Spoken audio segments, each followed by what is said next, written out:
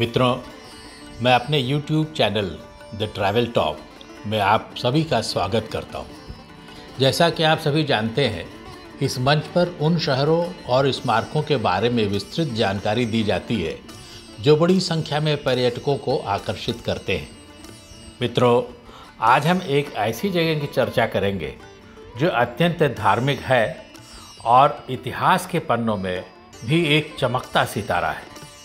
हनुमान, सुग्रीव और बाली के क्षेत्र किष्किंधा की और कृष्णदेवराय के विजयनगर साम्राज्य के हम्पी में बचे हुए अवशेषों की। मित्रों, आप सभी लोग रामायण की कहानी जानते हैं। बहुत सारे लोग सुंदरकांड का नियमित पाठ भी करते हैं। भक्ति और आनंद का भंडार है ये।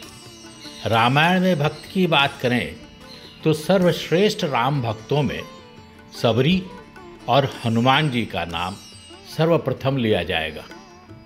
हम सब जिज्ञासु लोग हैं, बहुत से प्रश्न पूछते रहते हैं। इसी जानने की इच्छा ने प्रश्न उठाया कि भक्त शिरोमणि शबरी और हनुमान जी कहाँ के थे। राम से जुड़ी अयोध्या, चित्रकूट, नासिक की पंचवटी और रामेश्वरम को हम सब जानते हैं, लेकिन शबरी, हनुमान और सुग्रीव, बाली आदि के स्थान के बारे में हम बहुत कम जानते हैं। ये जानने के लिए रामायण के अरण्यकांड और किष्किंधा कांड को एक बार फिर पढ़ा। समझ में आया कि पंपा सरोवर प्रमुख स्थान था। फिर विचार आया कि क्यों न वहाँ चला जाए, लेकिन भौगोलिक स्थिति स्पष्ट नहीं हुई। बस ये समझ में आया कि जो हम ढूंढ रहे हैं सब कुछ पंपा सरोवर के आसपास है। पंपा का अर्थ है पार्वती। पार्वती जी ने शिव को पाने के लिए इसी सरोवर के पास तपस्या की थी, इसीलिए इसे पंपा सरोवर कहते हैं। पंपा ही बिगड़ करके हम्पी हो गया है। पंपा सरोवर सबसे पवित्र 5 सरोवरों में से एक है। अन्य है मानसरोवर जो तिब्बत में है, बिंदु सरोवर जो हिमाचल में है, नारायण सरोवर जो कच्छ गुजरात में है और ब्रह्म सरोवर पुष्कर में। हमने पंपा सरोवर जाने का कार्यक्रम बना लिया। पंपा सरोवर किष्किंधा क्षेत्र में है जो वर्तमान में हम्पी के नाम से प्रसिद्ध है। ये कर्नाटक में विजयनगर जिले में है। हम्पी विश्वविख्यात यूनेस्को हेरिटेज साइट है जहाँ कृष्णदेवराय की विश्व प्रसिद्ध राजधानी के अवशेष हैं। इस जानकारी के साथ हमने हम्पी जाने का कार्यक्रम बना लिया। हम्पी कर्नाटक राज्य में एक प्रसिद्ध पर्यटन स्थल है। यह वर्तमान विजयनगर जिले में आंध्र प्रदेश के साथ राज्य की सीमा के पास मध्य कर्नाटक के पूर्वी भाग में तुंगभद्रा नदी के किनारे स्थित है। होसपेट विजयनगर जिले का मुख्यालय है।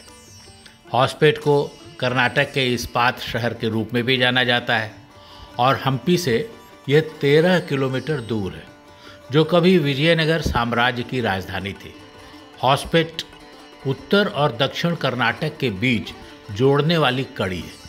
यह राज्य की राजधानी बेंगलोर से लगभग 333 किलोमीटर दूर है। निकटतम हवाई अड्डा है हुबली, हम्पी से 165 किलोमीटर दूर।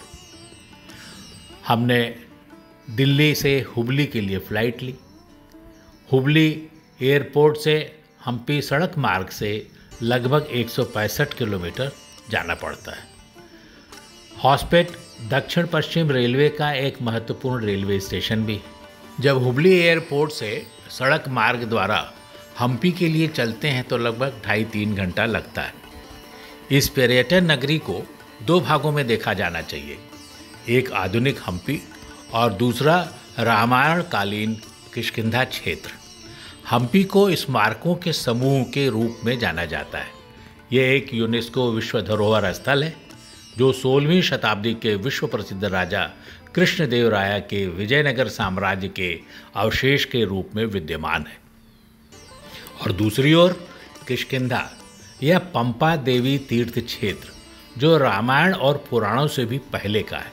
रामायण में अरण्यकांड है जिसमें राम की परम भक्त शबरी से मुलाकात का विवरण मिलता है, जिन्होंने पंपा सरोवर के तट पर अपने गुरु ऋषि मतंग की सलाह पर अपनी कुटिया में राम के आगमन के लिए 13 वर्षों तक प्रतीक्षा की थी।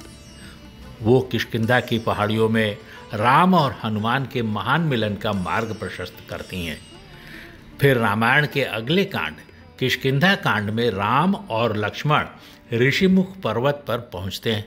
राम और लक्ष्मण को ऋषिमुख पहाड़ी के पास भटकते देख भयभीत सुग्रीव ने हनुमान जी को यह पता लगाने के लिए भेजा कि वे कौन हैं और उनका उद्देश्य क्या है। सब कुछ जानने के बाद राम और हनुमान एक दूसरे से बहुत प्रेम पूर्वक मिलते हैं। फिर हनुमान जी राम और लक्ष्मण को ऋषिमुख पहाड़ी पर सुग्रीव के ठिकाने पर ले जाते हैं। तुंगभद्रा नदी के बाएं तट पर स्थित ये पूरा क्षेत्र रामायण के किष्किंधा कांड में वर्णित राम, हनुमान, सुग्रीव, बाली की कहानी को जीवंत करता है। तीर्थयात्री पंपा सरोवर, शबरी की गुफा, अंजनीयाद्रि हनुमान जी की जन्मस्थली, ऋषिमुख पर्वत, बाली गुफा, बाली का किला, वह स्थान जहाँ राम ने बाली को मारा था, चिंतामणि गुफा जहाँ राम ने वर्षा के महीनों में लगभग 4 महीने बिताए थे, फिर सीता जी की खोज के लिए अभियान शुरू करने के स्थान से जैसे जगहों को देखकर रोमांचित हो जाते हैं हम लोग। सुग्रीव जो किष्किंधा के राजा बने ने राम के अभियान का सहयोग करने के लिए बंदरों की एक विशाल सेना का आयोजन किया था। सबसे शक्तिशाली सेना को अंगद के नेतृत्व में हनुमान, जामवंत, नल और नील आदि के साथ दक्षिण दिशा में भेजा गया। हमने अपने दौरे की शुरुआत प्रसिद्ध पंपा सरोवर पहुंचकर की। पंपा सरोवर अत्यंत मनोरम स्थान है। आज पंपा सरोवर लगभग 100 मीटर बाई 50 मीटर का तालाब है। पंपा सरोवर के तट पर भगवान राम से नारद जी मिले थे। भगवान ने संतों के क्या गुण होने चाहिए ये बताया था। चारों तरफ पहाड़ियों के बीच वहीं पास में मतंग पर्वत पर शबरी का आश्रम है। नीचे लक्ष्मी जी का मंदिर है।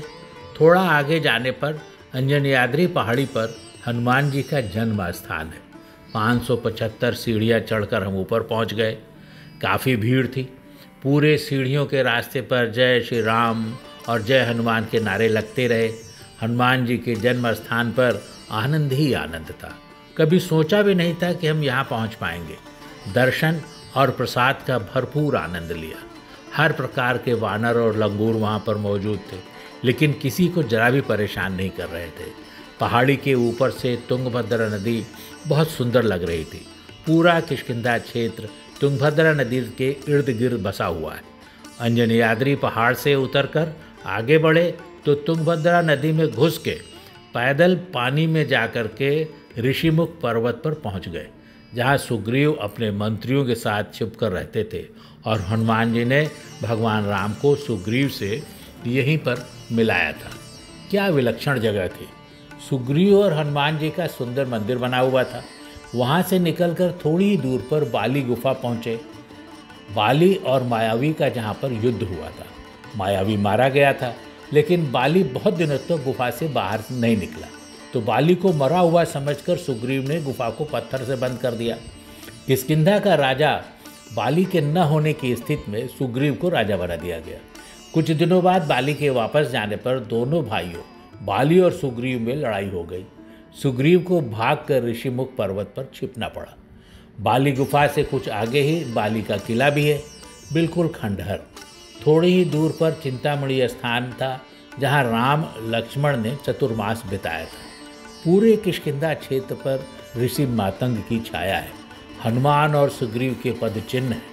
फिर भगवान राम का वहाँ का कुछ समय रहना इस स्थान को अत्यंत महत्वपूर्ण बना देता है। राम ने बाली को यही मारा था। नारद जी पंपा सरोवर के पास ही राम को मिले थे और भक्ति और भक्तों के गुणों पर चर्चा की थी। उससे पहले सबरी को राम ने नवधा भक्ति का ज्ञान दिया था। पूरा किष्किंधा क्षेत्र जीवंत लगता है। सुग्रीव ने चारों दिशाओं में वानर सेना भेजी सीता जी का पता लगाने के लिए। इस राममय क्षेत्र में अवश्य जाना चाहिए। आधुनिक हम्पी शहर में दूसरा भाग भी बहुत भव्य है। कृष्णदेव राया का विजयनगर साम्राज्य 1509 से 1529 ईस्वी में अपने समय का विश्व में सबसे समृद्ध साम्राज्य था। हम्पी नगर विश्व में एक चमकता सितारा था। दूर दूर से व्यापारी आते और नगर में स्थित ढेर सारे बाजारों में खरीद फरोख्त करते। बाद के समय में सुल्तानों, टीपू सुल्तान आदि ने शहर को बर्बाद कर दिया। सब कुछ लूट ही नहीं लिया, सब कुछ तोड़ भी दिया। आज खंडहर मौजूद हैं, लेकिन इस स्थिति में भी भव्य है। यूनेस्को द्वारा वर्ल्ड हेरिटेज साइट डिक्लेयर्ड है। एक बात नोट करने लायक है कि हम्पी शहर के जो भी मॉन्यूमेंट उपलब्ध हैं वे सभी मंदिरों से संबंधित हैं। यहाँ कुल मिलाकर 116 मंदिर हैं। मुख्य मंदिर है विरूपाक्ष मंदिर, विट्ठल मंदिर, कृष्ण मंदिर, हजारा राम मंदिर, गणेश मंदिर, माँ दुर्गा मंदिर, कोदंडा राम मंदिर, नरसिम्हा मंदिर आदि आदि। पूरा 2 दिन लगेगा हम्पी घूमने में। रहने के लिए हम्पी और हॉस्पेट दोनों जगह पर ढेर सारे होटल और रिजॉर्ट्स हैं, कहीं भी रह सकते हैं। घूमने के लिए बस तुंगभद्रा नदी के इर्द गिर्द चलना पड़ेगा। विरूपाक्ष मंदिर की चर्चा करते हैं। विरूपाक्ष मंदिर सबसे पुराना मंदिर है। तीर्थयात्रियों और पर्यटकों के लिए प्रमुख पूजा स्थल बना हुआ है। शिव, पंपा और दुर्गा मंदिरों के कुछ हिस्से 11वीं शताब्दी में मौजूद थे। इसका विस्तार विजयनगर युग के दौरान किया गया था। यह मंदिर छोटे छोटे मंदिरों का एक संग्रह है।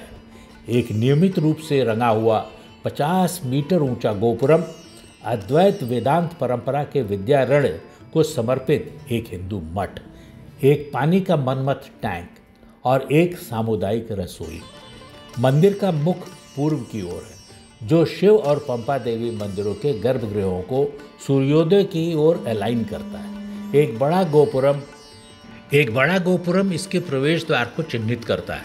गोपुरम एक आयताकार प्रांगण की ओर जाता है, जो अन्य छोटे गोपुरम में समाप्त होता है। इसके दक्षिण की ओर 100 स्तंभों वाला एक हॉल है, जिसमें प्रत्येक स्तंभ के चारों तरफ हिंदू धर्म संबंधित नक्काशी है। इस सार्वजनिक हॉल से जुड़ा हुआ एक सामुदायिक रसोई घर भी है, जो अन्य प्रमुख हम्पी मंदिरों में भी पाया जाता है। रसोई और भोजन कक्ष तक पानी पहुंचाने के लिए चट्टान में एक चैनल काटा गया है। छोटे गोपुरम के बाद के आंगन में दीप स्तंभ और नंदी जी है। छोटे गोपुरम के बाद का प्रांगण शिव मंदिर के प्रमुख मंडप की ओर जाता है, जिसमें मूल वर्गाकार मंडप और कृष्णदेवराय द्वारा निर्मित 2 जुड़े हुए वर्गों और 16 खंभों से बना हुआ एक आयताकार विस्तार शामिल है। स्थानीय परंपरा के अनुसार विरूपाक्ष एकमात्र मंदिर है जो 1565 में हम्पी के विनाश के बाद भी हिंदुओं का जमावड़ा स्थल बना रहा और तीर्थयात्रियों का आना जाना लगा रहा। यह मंदिर बड़ी भीड़ को आकर्षित करता है। विरूपाक्ष और पंपा के विवाह को चिन्हित करने के लिए रथ जुलूस के साथ एक वार्षिक मेला वसंत ऋतु में आयोजित किया जाता है। विट्ठल मंदिर और बाजार परिसर तुंगभद्रा नदी के तट के पास विरूपाक्ष मंदिर से 3 किलोमीटर उत्तर पूर्व में है। यह हम्पी में एक अत्यंत कलात्मक रूप से परिष्कृत हिंदू मंदिर है और विजयनगर के पवित्र केंद्र का हिस्सा है। इसे कृष्णदेवराय, अच्युत राय और सदाशिव राय के शासनकाल में बनाया गया था और 1565 में शहर के विनाश के कारण ये बंद हो गया। यह मंदिर विट्ठल को समर्पित था, जो कृष्ण के एक रूप था, जिसे विठोबा भी कहा जाता था। यहाँ के विठोबा की मूर्ति अब पंढारपुर में लगाई गई है। मंदिर पूर्व की ओर खुलता है। इसकी योजना चौकोर है और इसमें 2 तरफ के गोपुरम के साथ एक प्रवेश द्वार गोपुरम है। मुख्य मंदिर एक पक्के प्रांगण और कई सहायक मंदिरों के बीच में स्थित है, जो सभी पूर्व की ओर अलाइंड है। यहाँ बने गरुड़ रथ की चर्चा करते हैं। विट्ठल मंदिर के प्रांगण में पत्थर के रथ के रूप में एक गरुड़ मंदिर है। यह हम्पी का अधिकतम चित्रित प्रतीक है।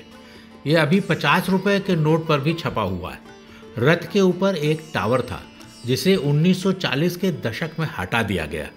पत्थर के रथ के सामने एक बड़ा चौकोर खुले स्तंभ वाला अक्षीय सभा मंडप या सामुदायिक हॉल है। मंडप में 4 खंड हैं, जिनमें से 2 मंदिर के गर्भगृह के साथ संरेखित हैं।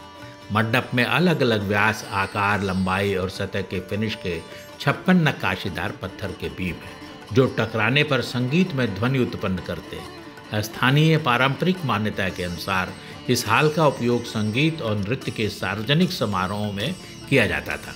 इसे काराकोइल के रूप में भी वर्गीकृत किया गया है, जो मंदिर के रथों के आधार पर बना एक मंदिर है, जिसे त्योहारों के दौरान मंदिर के चारों ओर जुलूस में ले जाया जाता था। कृष्ण मंदिर। हेमकुटा पहाड़ी के दूसरी ओर कृष्ण मंदिर, जिसे बालकृष्ण मंदिर भी कहा जाता है, विरूपाक्ष मंदिर से लगभग 1 किलोमीटर दक्षिण में है। ये 1515 ईस्वी का है। शिलालेखों में हम्पी परिसर के इस हिस्से को कृष्णपुरा कहा गया है।